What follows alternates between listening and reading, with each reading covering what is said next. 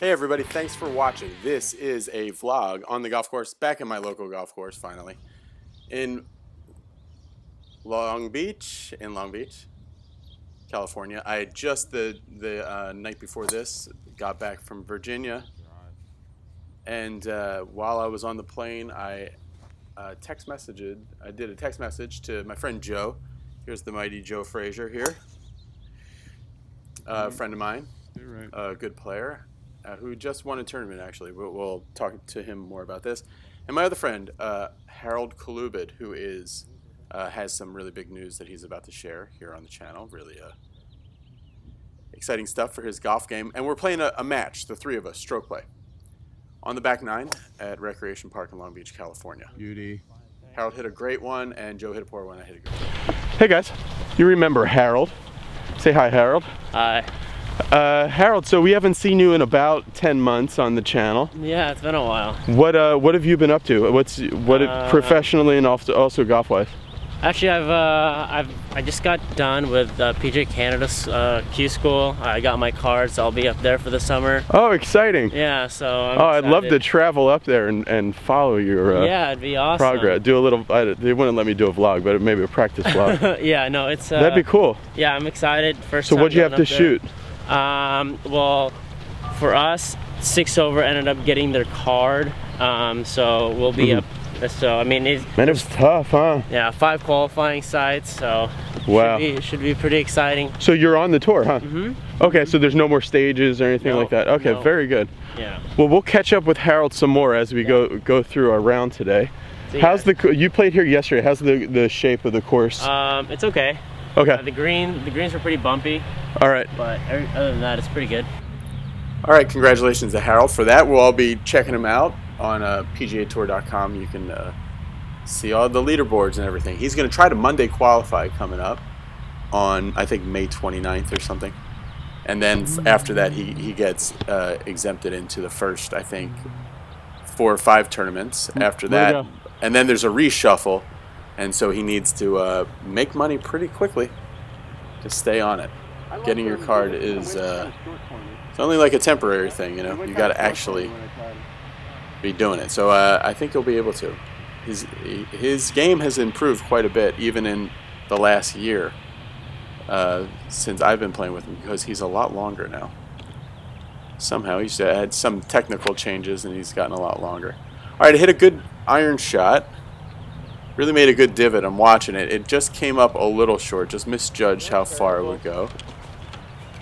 And I hit it just short right of the green. So, but I think I can putt it.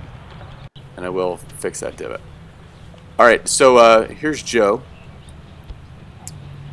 Joe really likes being on the channel because every time he's on the channel, his grandmother loves to tell her friends how to watch him. So hello to Joe's grandma if she's watching, and Joe's other family too. His uncle and his grandpa really like to watch. His grandpa in particular will critique this entire match. Every swing of Joe's, they'll sit down and watch it together when he's on Be Better Golf. Really good short game shot there. Can't really complain from where he was with that one. That was good. So that's Joe for his par. And that ball right there in our foreground here is me for my birdie. So I'm going to leave some of these clips a little fatter than I normally would, as far as, like, I'm not going to, usually I would edit out all this walking and stuff, but some people have said that they like the voiceover, and they like when it goes a little longer. It's not so quick cut. Yeah, so this is when I was back in Long Beach, and just a few days after this, I had to go back to Virginia again for a week, and then I went to San Francisco for 2 days and played golf there. So you get a better real-time idea of what I'm up to on Instagram. All right, so this is putt for up the hill, putt for my birdie. Been complaining a lot recently about my lag putting, and actually I've like recruited the help of a of short game expert Tim Yelverton to help me out with my lag putting a little bit. He's going over some of this footage, and we're trying to come up with a game plan of whether it's generally me. I think basically I just do not read the greens very well from far away. I read these short putts very good. I just don't read the greens very well from distance. And a lot of this too is all these rounds that you see me play these vlogs. That is me literally walking out of the car and getting on the course. So a little bit of practice might be in order. So I really want to make this one because I think Joe just made his par. Harold is a professional golfer, like an actual touring professional. I'm not really considering beating him, especially at this golf course, because he literally grew up on this golf course, probably spent more time on this golf course than he spent in his own bedroom as he was growing up. But I do want to beat Joe. Joe has not beaten me yet on this channel, so I'm trying to keep that going. All right, cool. So I made my par. Struck that one nicely. Here's Harold for his par. Harold, I think he has a good chance to make quite a bit of money on the Canadian Tour and get his Web.com Tour card. Of all these holes? Yeah. He will need to once and then I could use it every time, but really play to his strengths. So I don't think, in my opinion, from some of the scientists and golf coaches that I talked to, you actually don't really get that much better by concentrating on your weaknesses. I think you have to go for it, Jeff. Unless it's glaring and really horrifically bad, I think you're going to do better trying to score using your strengths. Okay. You just felt a little dead up down below before? Yeah, I just wasn't. Yeah, exactly. Not a lot of push, not a lot of ground force. Yeah, Harold's been hitting it longer, I noticed, because he drove it basically on the last hole with his 3-wood, almost where I drove a good drive. So before, Harold's always been a swinger in the reactionary golf kind of way that one of his teachers who I do stuff with teaches the arms first swing, but Harold had interpreted that to be kind of arms only. So now Harold is finally doing the arms first as well, but he's doing the lower body. He's including that into everything. So I think the teacher that Harold's working with right now, Paul Moore, Harold is almost right now, his distance key is he's feeling like with the driver, he's hitting up on the ball with his lower body, which you won't really see in video, but sometimes these visualizations that you need are a little bit different than reality and what's happening. All right, so here I am. This is a dogleg left. And I don't really like my swings in this video. Literally just hours away from having gotten off the airplane, so I'm a little messed up physically. But I was swinging much better in Virginia. But still making good impact. I shouldn't complain. That was a perfect drive. But I can tell that I'm just inside that window of okay. A lot longer with that kind of thing, it's going to be bad. So, all right, so the ball's below my feet. This is like 130 yards. It's a pitching wedge. It is fairly cold here, and you can see from the sky and everything, it's just about to rain, so it's pretty humid. Made a really nice divot there. The ball was gone, and then the divot came up. So really good in front swing bottom there. I hit that one nice. You'll still see a little bit of a chicken wing in my swing. That's more me being afraid of hitting it left more than actually like going over the top and then trying to save it with the chicken wing. You know, kind of like the offsides chicken wing. It's more just let's call it a scared chicken wing that I'm doing. Joe hit a decent shot to the center of the green. Here's Harold after a really good drive. Hit it right to the center of the green. This flag on this green, if anybody has played this course, Recreation Park in Long Beach before, you can see how sloped it is over here where they park this long right flag. That's what I was saying. This is the toughest flag they can put on this hole. So I felt like I just barely touched that ball. And there it goes again, just out to like 9 feet. So maybe another misread as far as how hard to hit it. You want me to go first? good par for Harold. And that's a poor bogey for me because a perfect drive and a very good iron shot to the center of the green, and then 3 putts from not very far away, so that's disappointing. But trying to keep pace with this guy really more than anything.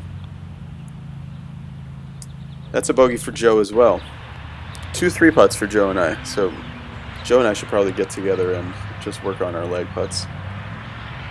There's some other things I'll tell you about my opinion of Joe's game in this video, since he asked me to give his opinion of his game. It's not completely unsolicited. This is a par 3, only about 145 or 100. Actually, it's a blue pin, so it's about 155 yards. Short par 3 here. So Harold hit a good one. I really like the way I hit that last iron shot. So here I'm trying to repeat that. And that was terrible. Thinned it, hit it right in the forehead, went screaming over the green, and actually landed near the front of the green and rolled out to pin high. That was bad. I always hit that shot early. I was saying I always hit that shot early in the morning. When I come out and play early without getting warmed up, I always hit that, and that's part of that is standing up a little bit. So here's Joe, and standing really close to the ball. Hit a good shot though, much better than mine. Yeah, I don't think he loved that one. Alright, so here's the result. So all in all, not so bad after such a terrible short shot. So I am 1 over par at the moment. So Joe's 1 over par. And I think Harold's even. Yeah, that was terrible. And that was another. So I need to do. I need to link up with a guy that's very good at reading greens from far away and deciding how to hit it, because that is going to be the next step. That's a par for Harold. The tour stat that always blows me away is 3-putt avoidance, and really even more than that is the streaks some of these tour pros can go on. Like for some reason it sticks out to me when John Rollins, I think he either won or almost won the Farmers down in San Diego, and I was watching him, and I remember he went on a streak of maybe 400 or 500 holes in a row without 3-putting, and some of that is going to be from just awesome ball striking, never really having to putt from far away, but a lot of that is just like, just picking your speed and reading it really well and doing it. This is a really cool, I got to do a what's in the bag with Harold. That is a very old, one of the very first blended hybrid clubs. I think it was a Titleist club. Could be mistaken, but I think Zach Johnson had that in the bag on his Masters win. So, but Harold hit a terrible shot with that one. And then I went and hit a decent drive. Again, not really a great driver swing there, but came up short right of the green. So, not terrible. And then here's Joe. Yeah, I'd like to try that. Joe hit a good one there. I'm gonna put on my 3 and my. Harold is way to the right and hit a pitch that went on the green, I think. I'm pretty sure that's on the green. I'm trying to remember. It's a couple rounds of golf ago. So Harold recovered nicely. You can hear the grass there is pretty thick in this area that I'm in, but I'd rather be here because I don't mind being in some rough when I'm pitching, because it kind of feels like the ball's teed up a little bit. Hit a really good shot there. Good tempo. Like a 8-footer, 6-footer, something like that. Yeah, so it's inside 8 feet for me for birdie. After I'm 2 over par, so I went back-to-back bogeys. Really good for Joe. I think that's birdie for Joe. I'm not sure. And par for Harold. Alright, so here I am. This is my putt for birdie. So one thing I've been trying to do is leave the right hand on and then put the left hand on. Very soft with the left hand. Very, very soft. It's almost not doing anything. Alright, Joe and I are tied. It is at 1 over. Going into the par 5, this is the stretch you want. This short par 4, the par 5, and then the short par 4 again. You want to make hay right here. Yeah, a lot of good players will go birdie, birdie, birdie on these 3 holes as far as birdie on the par 4, birdie on the par 5, and then birdie on the other short par 4. When you come out here and you watch the high school golf tournaments, or you come and watch the Long Beach City, or even the club championship out here, yeah, it's very common for guys to birdie these 3 holes in a row. A friend of mine who's going to the state finals, the California state finals for high school, birdied all 3 of these holes in the Moore League championship. When I asked him, all right, so I hit a good drive. Harold sprayed one out to the right, and this is his second there. Yeah, he hit a good recovery shot. And so this is my Monster Hybrid. It's a 16-degree Callaway XR hybrid. And I advanced it really nicely. I hit it right down the middle, very low. I need to hit a lot of shots with there, that, but I got it out nicely. And the lie was pretty bad. Here's Joe. Joe, that's actually a painted TaylorMade hybrid. I think it's a slider hybrid. Where'd it go, Joe? That's great. It's not going to get there. I hit a hybrid, I was in a divot. All right. But that one a lot straighter than I expected it to. You guys remember Joe? Say hi, Joe. Hello. Since Joe was on the channel last time, tell us what happened. You played in some kind of tournament? Yeah, I played in a San Bernardino, like, classic my uncle found. We played San Bernardino Golf Club. It was a small course. I enjoyed it. My uncle caddied for me. It was the first time I had a caddy tournament. It was called something like San Bernardino Class. It was like a city championship, or what was it? It was called Eisenhower Classic. Okay. So I think it was like a private tournament. I don't know. Yeah. I shot 66, Oh, that's awesome. but I did not win. Okay. How many birdies was 66?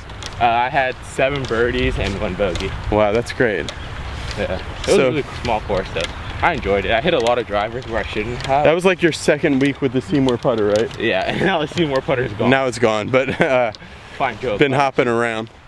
But yeah, so yeah, you've been playing pretty well recently. Not on the channel, you haven't been, No. but in real life, you've been playing well. Yeah, I haven't had too many bound around. Any ideas where you'll go to school in September? Not sure. I have a top 2 now. Before I had like 5. What's your top 2 now? Notre Dame, Del New Mar. That's up near San Francisco? Yeah. Okay. And then back to Cincinnati, Christian University. I like Cincinnati. They have a lot of good practice facilities. We have like heated range, unlimited range balls, and 4 different courses we can play at. Okay, if you went to Notre Dame Del Mar, where would your home course be, or where would you get to practice? Poppy Hills. Oh, that's not bad either. No. That's a good thing. That's the main thing that's awesome about college golf. You get to just practice. Yeah. Awesome places. Here's Harold. And they travel for a lot. Yeah, didn't get it. Notre Dame goes to Hawaii. They actually just got back from Hawaii. Oh, they go to a tournament in Hawaii? Yeah, they spent 2 weeks in Hawaii and a week in Florida. I know at Long Beach State, it's a major fight to get on the team that travels to Hawaii. Yeah. Like as far as like the qualifying round there. Yeah. In Ohio we traveled a lot, but we didn't travel on plane. We went to like, oh, that's a lie. We traveled on plane to Florida. In Cincinnati, is that you there? I think so. Oh, that's me. Are you sure? I think so. Yeah. All right, so back into this now. You're 1 over, right? Yeah. All right, so am I, and we both have about, how far would you say this is? I'm gonna say 51 maybe. yards in. It's like 20, like 30 to the front of the green. Yeah, a ton of green to work with here. Congratulations for Joe for winning, coming second place in that tournament, but still shooting 66. It's a lower score than I've ever shot. All right, so here Joe hit it he landed it about pin high and hit a little long. I have this is 69 yards. Trying to have good impact here. Pretty good. Good shot. I gotta work on my wedges. See, what club did you hit? I hit a sandwich and I tried to land it like 35. Like 56 degree? 54. That's what I hit. 55. Yeah. You just got to work on your landing point. Yeah. All right, here's Joe. This is his putt for birdie. Joe and I are tied at the minute. So that was weak. So Joe will make a par, and this is me for my birdie after that good wedge shot. Same thing as the last putt. Really was the exact same putt. Very soft on the left hand. Harold's only played this course. Honestly, like legitimately, how many times have you played it? Like come out here and played holes of golf. Probably close to like maybe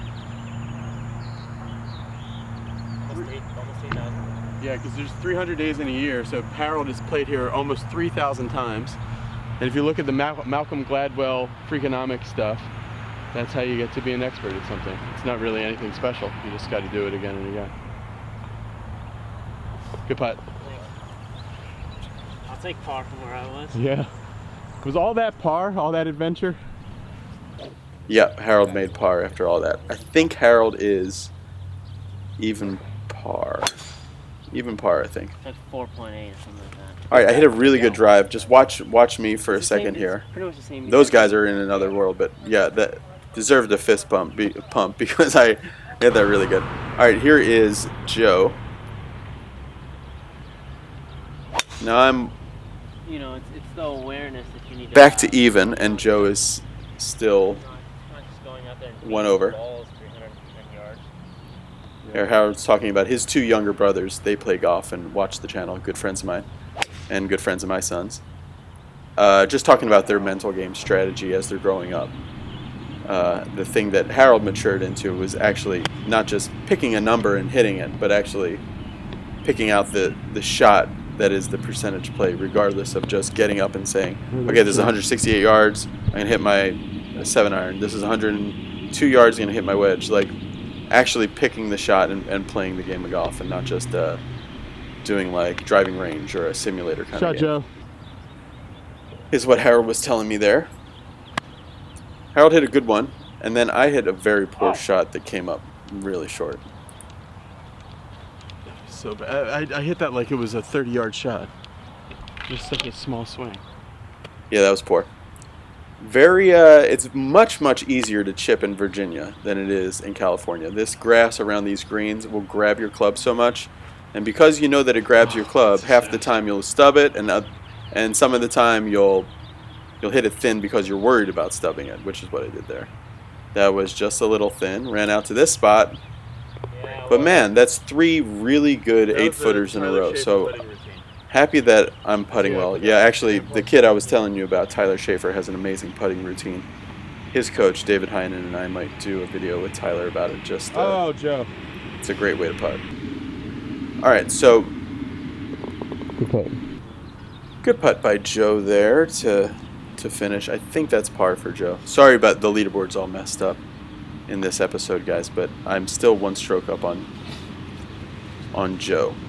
That's a par for Harold. Disappointing because he hit it real close. It was a little disappointing though. All right, here's Harold on this par 3 up the hill, about 150 yards straight up the hill. Harold hit it was right on line. It's just a little short of the green. He'll be chipping. I hit a good shot here. This was tugged only a little bit, just a little bit, but very solid. So fairly happy with the way I'm playing, considering the travel and whatnot that I've been doing and other stuff. So it did feel good to be back on a familiar course, on the home course, and definitely felt great to be playing with friends again. But you know, I was playing with my family in Virginia and stuff like that. But it's always good to reconnect with people. Here's Joe.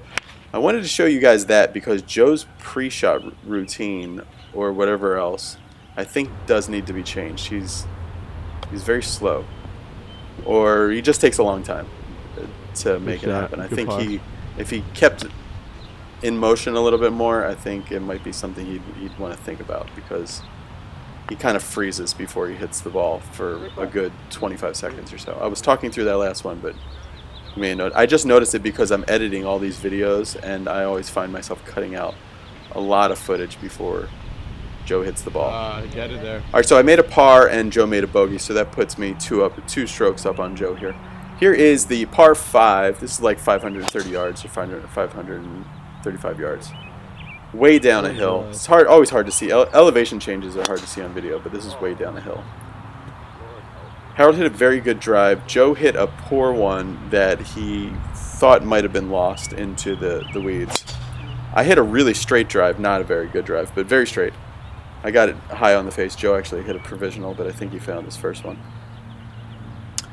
So this is my Monster Club, Monster Hybrid, and that's another lackluster one. Yeah, I got to practice with this a little bit. Here's Harold. This is his 4-iron. This is one of the best 4-irons I've seen. That's a keeper. Monty hits amazing long irons, but this was also a very, very good 4-iron. But that was solid. So Harold, like he was saying, he got his card for the PGA Tour Canada, and Be Better Golf passed. Oh, one funny thing happened to you. So when you were playing tournaments, tell us what happened. Be Better Golf wise. Well, I'd always play tournaments, and people would come up and be like, "Hey, are you Harold Kalubit?" I'm like, "Yeah, I am." And then they're like, "Oh, dude, like we've seen you on Be Better Golf. Like it's the coolest thing." Yeah, like, right. You know, so you know, I kind of go out there now, and it's like when people recognize me, it's like, "Oh, Be Better Golf. He's got a couple videos about you." So they'd ask me a couple questions. If you guys want, go to the Harold's new website, Kalubit Golf. It's linked in the description. You can see Harold's playing schedule. Yeah. And you can go say Be Better Golf as soon as his ball's up in the air. He'll love that. So. And that's no joke. Harold will, if you are in Canada or if you see Harold playing in a tournament, go out and say hello. He'll love to. All right, so 69. I'm gonna do what Joe did and talk it out. 69. This is a 54 degrees, so I only want to carry this 58 yards. 55 yards, so that's going to be like this. And, about parallel to parallel. Like that. Big roll. Oh no. I landed a little short and it landed soft. I got it up here on the face. Yeah, it's no coincidence that I hit good shots, even though that didn't come up that close. It's no coincidence that I hit good shots when I really talk it out. And one reason I think Alright, birdie. certain personalities play better with caddies. In this case, you guys are kind of my caddy. So whenever I do those flying solo videos, I usually play pretty good with those because I'm just talking out every single shot. That's a poor bogey for me. So that takes me back to 1 over. After 2 birdies in a row and a good par save and another par, I was even, and that was a 6. And that's the main thing that will make a very good or professional golfer like want to vomit, is making any kind of 6, be it a double bogey on a par 4 or a bogey on a par 5. And that's the thing that I've got to absolutely avoid, is no 6s on the card at all. All right, a little game recap here. Harold hit it poorly. He's 1 over. I'm 1 over as well after that bogey. I'm even. Harold's even. I'm 1 over because he birdied. And Joe, what are you? 3 over? It's 2 or 3 or 2. 2 or 3 over. Joe is. Yeah, I'm 1 over and Joe is, I think Joe's 2 over. Slam. Good job. All right, so Joe hit a good drive here. Here's Harold. You know what? Rec Park looks really nice on video. It looks nicer on video than it does in person. But I like this course a lot. It is short, but it plays a lot longer than the card would tell you. But everybody says that about their local course, and that's the truth. Man, I hit that good. I think it went a little long. Hindsight, that was a bit of a big club, but man, I hit that nice. All right, here is Joe for his. I'm back there as well. This is Joe for his birdie. Gosh. Just motored. It's so fast from back there to up situation. front. If you guys have played this course, you'll know. There's a couple places on this hole and on 11, and then also on 8 It's gonna go right in the that beginning. are super sloped. And then level Harold up helps me out towards with the this. Reed. I don't think. I think it's almost pretty straight. It should be pretty level. It's gonna go right from your ball, and then from here it's gonna move a little bit to the left. So all together about like. Yeah, it's pretty straight. Right here is where it's gonna make the most difference, because this levels out from the last 16. All right, I wanted Harold to read that for me because I wanted to see if I get a perfect read. I know Harold's basically going to read these greens perfectly every time because he's played here so much. The highway. I wanted to see how much better of a Oh, it did. lag putter I would I be left if it the here. read was good. So the read was really good, and because the read was really good, or maybe because the read was really good, the lag was really good. That was an awesome 2-putt from there. It's hard to describe how difficult that was. Here's Joe for, yeah, so that's 3 over. Yeah, that's, oh no, he made it. That's 2 over for Joe. So I beat Joe by a stroke, and Harold, I think, has this putt for even par. Yeah, this is for even for Harold. Subscribe to this channel and stay tuned. There's some cool stuff coming up. Oh, good putt. Good job. Good putt. There we go. Thanks. Thanks for having me out here. Sure, again. sure. Thanks, Joe. All right, guys, thanks for watching. You can check out Harold, his adventures, as in 3 weeks he starts on the Canadian tour, or 2 weeks, really. Yeah. At golf.com, there's a link for it. You can check out Joe if he ever starts a YouTube channel, but I'm not holding my breath. So that's it. Subscribe to this channel. Later. Hey everybody, thanks for watching. I'm at the beautiful Golden Horseshoe Golf Club to announce the first ever East Coast Be Better Golf School. It's coming up. The dates are right here. It's going to be myself, Tony Luczak, and I think Jeff Flagg. I'm going to try to get him here as well for this amazing 2-day golf school here in Williamsburg, Virginia. We're about walking distance, about a mile from Colonial, Williamsburg, at the Golden Horseshoe Golf Club. Really a historic, awesome course. And we have a full tour style range that we can use, all grass. We have our own private range, our own private short game area, bunkers, everything. Any aspect of your game, we're going to be working on it over these 2 days. So doing stuff with the reactionary golf swing. Tony Luczak will be here with his Foresight launch monitor. It's really going to be exciting for 2 days, coming up very soon. So sign up immediately, right away, because it will fill up very fast. It's a very small, limited school.